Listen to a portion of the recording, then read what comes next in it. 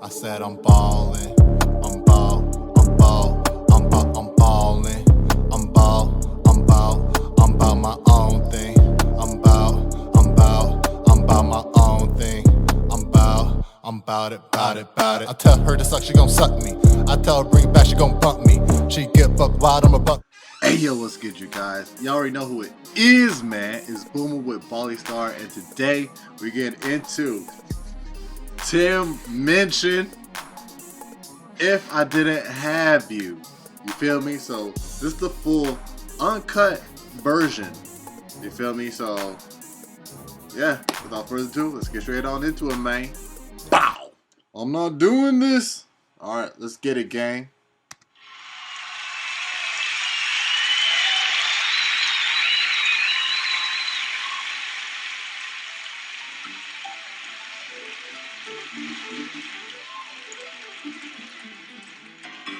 Right, good. So I'm married. Ages ago, quite a long time. I've been married for a while. I got married to my wife. Seemed appropriate. She was my childhood. You know, they call it childhood sweetheart. I met her when I was 17. And actually, here's something that's probably quite uncommon these days, and probably something you don't want to know. But I actually lost my virginity to the woman I ended up marrying. And it's not quite as sad as it sounds, but it's pretty fucking close. But I love her very much, you know, and I've written a lot of songs about her. Come, I thought you left because of the god bashing. So so hard to tell these days. You know, Pentecostal, small bladder. Oh, I don't know. You know.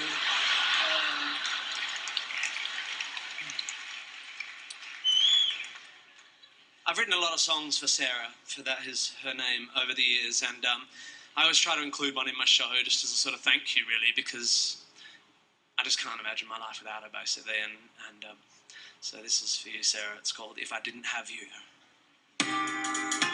Yeah, if I didn't have you. Already sounds boy bandish and all that stuff, man. 98 degree and sing head ass. Yeah. If I didn't have you to hold me tight. If I didn't have you to lie with that night.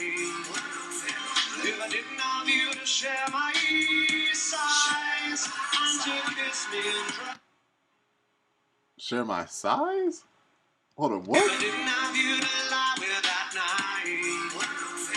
If I didn't have you to share my sighs and to kiss me and dry my tears when I cry, will I really think that I would have somebody else? If I didn't have you, someone else would do. Someone else would. You could buy it at any price. But of the 9.999 Shit's so stupid. possible love, statistically, some of them would be equally nice. Or maybe not as nice, but say smarter than you. Or dumber, but better at sport. Or fucking tracing. I'm just saying, I probably have somebody else. Yes.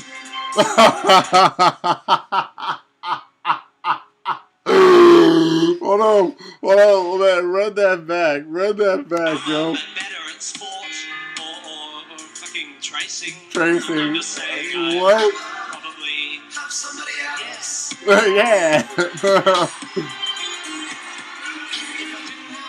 Someone else would do. Why that dancing routine reminded me of Mad TV when the girl was impersonating Pink and she was dancing exactly like that. Like she would switch up her face and be like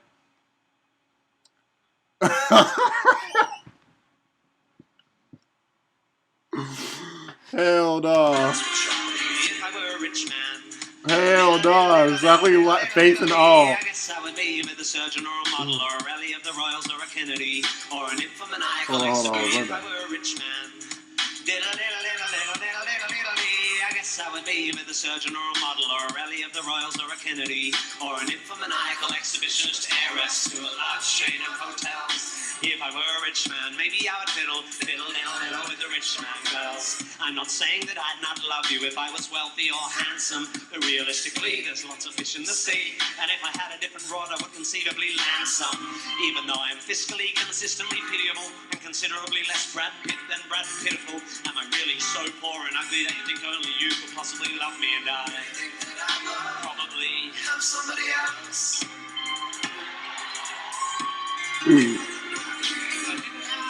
Someone else would do. I'm not undervaluing what we've got when I say that given the role chaos inevitably plays in the inherently flawed notion of fate, it's abstruse to deduce I found my soulmate at the age of 17. It's just mathematically unlikely that at a university in Perth I happen to stumble on the one girl on earth specifically designed for me. And if I may conjecture... Trust me, it's not even like that though. Like, if anything, like, let's just say like there's a girl in every city and town that's designed for you. You know, it's just the probability that you're in one specific area that you meet that one girl that's right for you in that area. You feel me?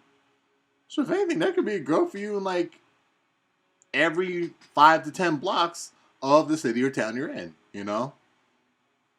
Yeah. Yeah.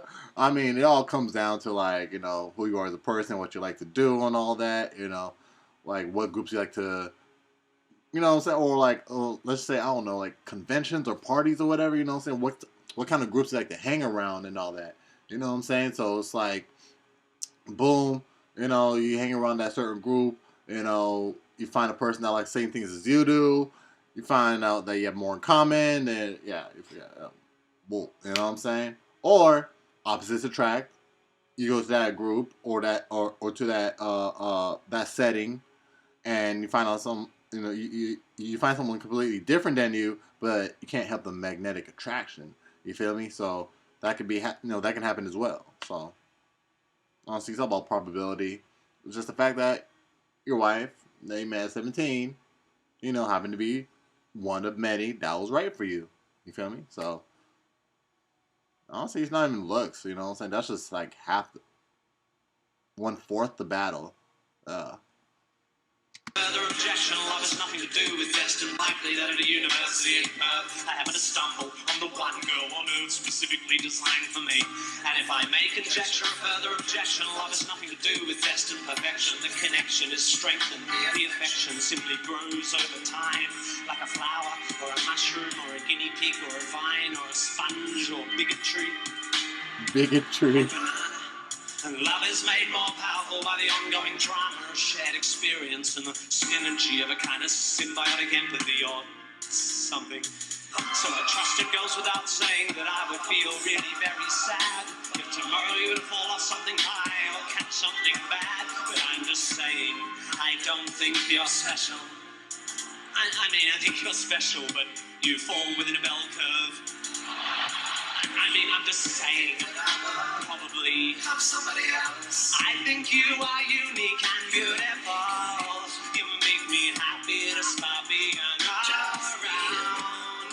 But objectively, you would have to agree that baby, when I found you, options were relatively thin on the ground.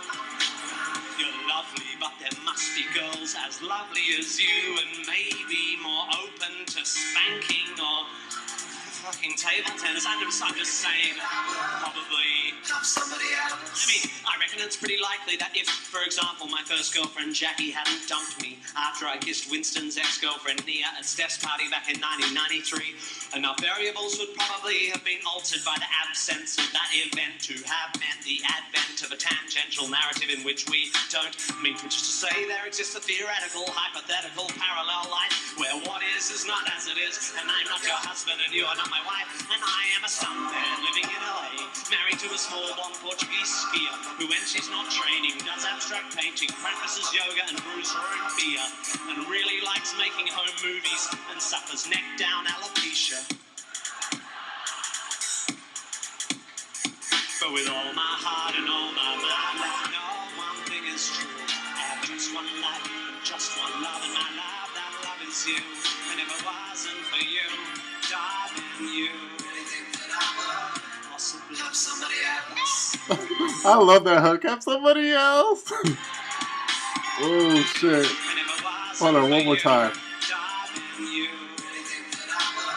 possibly have somebody Somebody else. else.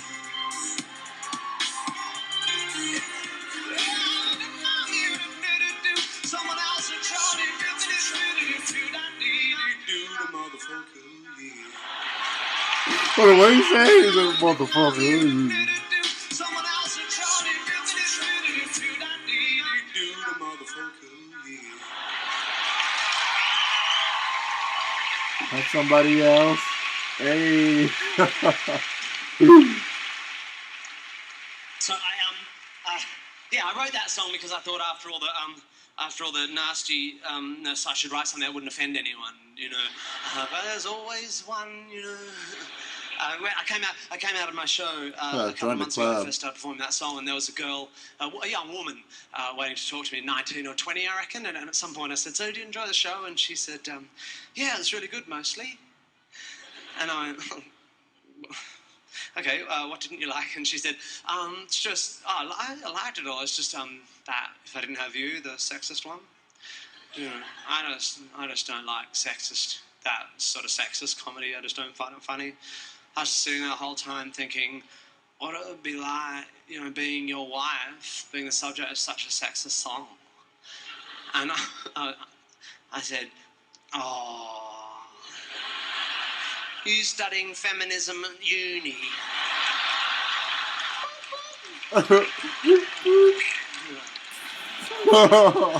Oh. I didn't say that. I should have said that. But I realised immediately that she'd made a mistake, because she obviously thought that was a song about love or relationships or something. It's quite clearly a song about maths.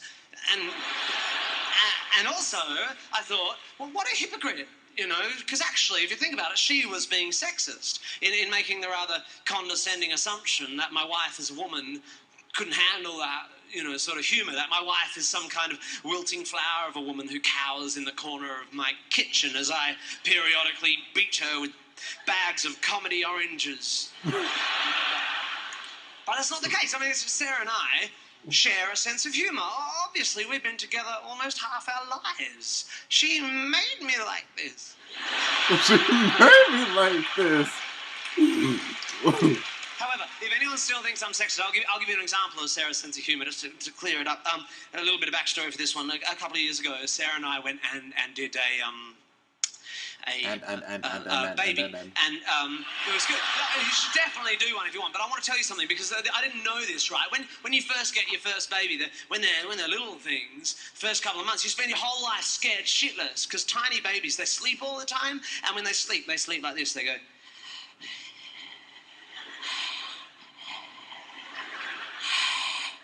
Yeah, with their double chins, they're like creepy. Babies, they sleep all the time, and when they sleep like this. They go.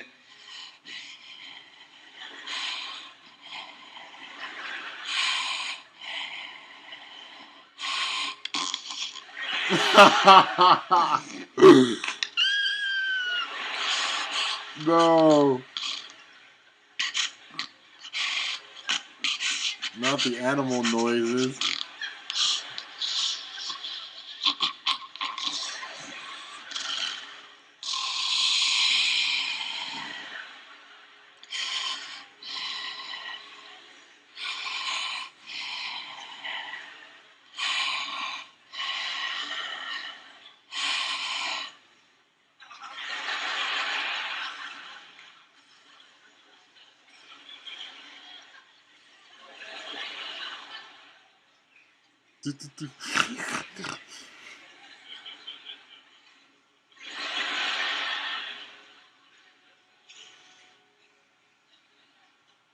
It broke. The baby, it broke. Oh, God.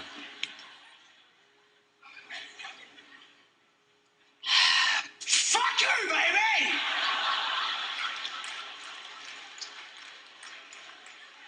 And that's that's how little babies are. So anyway, when my baby was about that age, sort of 2 months old, my wife and I was evening, it was nighttime, and we'd put her to bed in our little cot, in our little room, in our little house, in our little lives, and we were sitting there on our medium-sized sofa watching quite a big telly, and just trying to watch a movie. It's evening, and just trying to relax and chill out together. And about a quarter of the way through the movie, I said to Sarah, I'm just going to pop in and check on the baby. And Sarah said, Tim, don't go and check on the baby. Just sit down and relax for once. I mean, if she's asleep, you'll just wake her up. And if she's dead, there's not much we can do about it. We might as well watch the end of the movie. Get an hour and a half more happiness before our life collapses. So don't... I think, oh my goodness, and my girl told me this, I think they call it like post modern depression? I don't know. Post something depression. Post afterbirth depression. Let's just call it that, because I don't know the exact name. I know it's post something depression. You know what I'm saying? Like, yeah. Don't worry about my sick fucking wife. Although, have you noticed, everyone has a line, don't they, with dark humour. Everyone has their line, I've never met anyone who doesn't say, I have a really black sense of humour, I really like dark comedy, but everyone has a line, that's really funny, that's very funny. Oh, I'm outraged, I'm going to write a shit letter to a bad newspaper. Yo, that's facts, though, that's facts. You feel me? Like, people be like, this so comedy. Until that line gets pushed and it's like, okay, alright, I think you're going a little bit too far. I mean, even I have it. I think everybody has their threshold, you know what I'm saying? Like, of how far they can be pushed in terms of comedy before, they snap. They're like, okay, that was not funny. That was not funny at all. Case in point, Dave Chappelle, right now. Oh yeah, everybody thinks he's hilarious, you know what I'm saying, when he talk about, like, black jokes. Some white jokes, you know what I'm saying? Some Asian jokes, you know what I'm saying? Like, all these jokes. There's stand-ups in this show specifically, especially since most of you about black people. Oh, everybody is having a riot, you know what I'm saying? Everybody thinks it's hilarious, you feel me? He thinks it's comedy gold. And, he'll talk about, blacks killing each other, blacks in the hood, blacks getting crack, blacks getting weed. You know what I'm saying? Everybody is in an uproar. Everybody's holding their stomach, gripping their freaking intestines. You know what I'm saying? But the minute he talks about the LBGTQ community,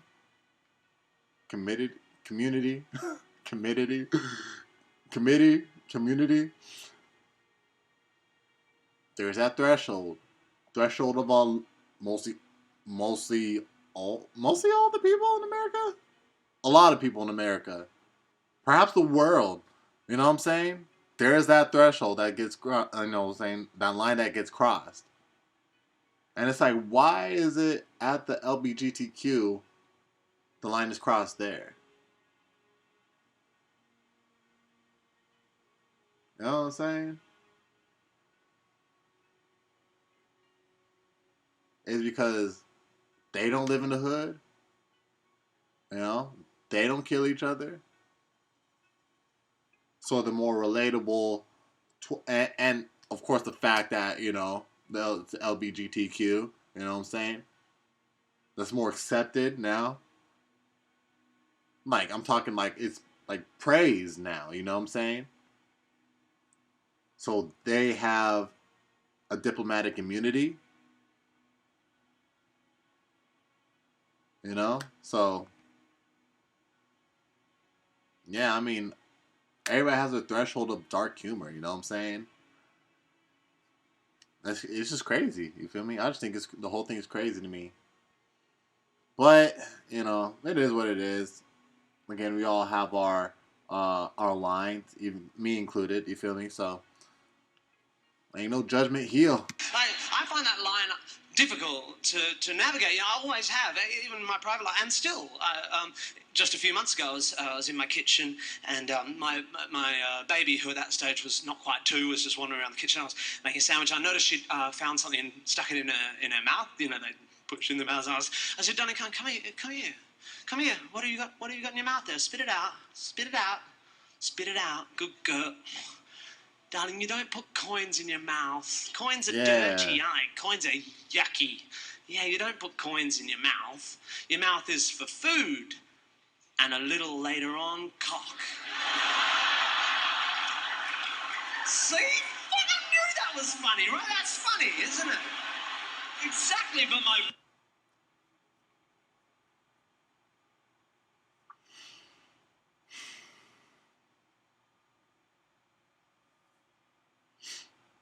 wife was in the kitchen. And my wife was like, "Tim, for Christ's sake, you can't say that.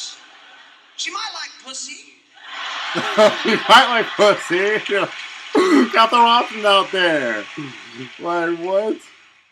Bro. Alright, you guys. So that was Tim Minchin, If I Didn't Have You. But yeah, case in point right there. Boy, he said to his baby. Honestly, I feel like that line was crossed for me. You know what I'm saying? I was like, damn. Damn, he really took it there. He really took it there, you feel me? I'm like, bro, I honestly, I've never heard nothing about, heard nothing like what he said before. You know? I was like, yo, what? You would actually say that to your baby boy, bro? I'm just playing. Baby girl or something? Well, I'm like... Here I am making another long joke that just crossed the line, like, again, you feel me? But I don't know, man. I don't even know, man. I just say we just let jokes be jokes. You know what I'm saying? Comedy is comedy. Nobody gets diplomatic immunity. You know what I'm saying? And, yeah. Cause shit, back in high school, man, we all used to roast, and we held no bars. We held no bars, bro. We roasted to the point, like, one person was crying. We roasted to the point to, like, no, we created school shooters. we went that hard, you feel me? The world's too soft nowadays, you feel me? So, but yeah, y'all let me know your thoughts about this down in the comment section down below, man. Booming with Ballystarr. Got bang at the end of the video, you know what I'm saying? And yeah, bro, just catch y'all in the next one, man. 100. I said I'm ballin', I'm ballin', I'm ballin', I'm my own thing. I'm my own thing. I'm bout it. I tell her to suck, she gon' suck me. I tell her bring it back, she gon' bump me. She get buck wild, I'm a buckwheat. No strings attached, she just cuff me.